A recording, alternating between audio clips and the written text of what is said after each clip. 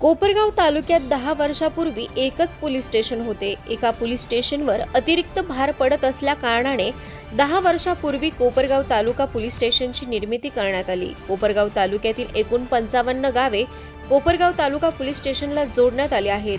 कोपरगाव नगरपालिकेच्या एका जुन्या इमारतीमध्ये सध्याचे कोपरगाव पोलीस स्टेशनचे कामकाज गेल्या 10 वर्षापासून सुरू आहे।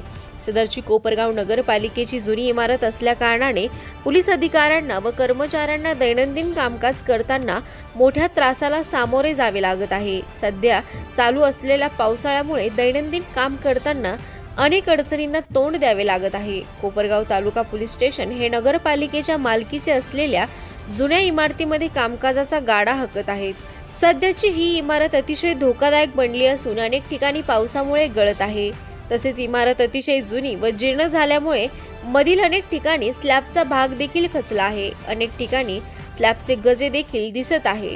अतिवृष्टीमुळे इमारतीचा बराच भाग पडण्याची भीती निर्माण होऊ शकते। अशा परिस्थितीत काम करताना पोलीस निरीक्षक व इतर सर्व पोलीस कर्मचाऱ्यांना आपला जीव अतिशय जोखीम मध्ये घालून काम करावे लागत आहे।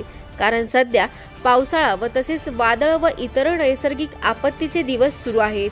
अशा परिस्थितीत कोणताही अनुचित घटना घडण्याची शक्यता नाकारता येत नाही। त्यामुळे तालुका पोलिसांच्या नूतन होत असलेल्या तालुका पोलीस स्टेशन इमारतीत कामकाजाला गती मिळूनही इमारत लवकरात लवकर तालुका पोलीस स्टेशनला मिळून त्यांना होणाऱ्या दैनंदिन त्रासातून मुक्तता मिळाली पाहिजे। जनतेचे रक्षण करणारे पोलिसांच्या इमारतीची अवस्था सध्या भयावह आहे। त्यामुळे या प्रश्नात तालुक्याचे लोकप्रतिनिधी आमदार आशुतोष काळे यांनी लक्ष घालून संबंधित ठेकेदाराकडून लवकरात लवकर इमारतीचे काम पूर्ण करण्याच्या सूचना देऊन तालुका पोलिसांना होणाऱ्या त्रासातून मुक्तता मिळावी यासाठी प्रयत्न करणे गरजेचे आहे। सदर ठिकाणी सुरू असलेले तालुका पोलीस स्टेशनच्या इमारतीमध्ये काम करताना पोलिसांना जीव अक्षरशः मुठीत धरून बसावे लागत आहे। यात लवकरात लवकर सुधारणा न झाल्यास व काही आपत्तीजनक परिस्थिती उद्भवल्यास नवल नको व नंतर केलेल्या उपाययोजनांचा काहीच फायदा होणार नाही।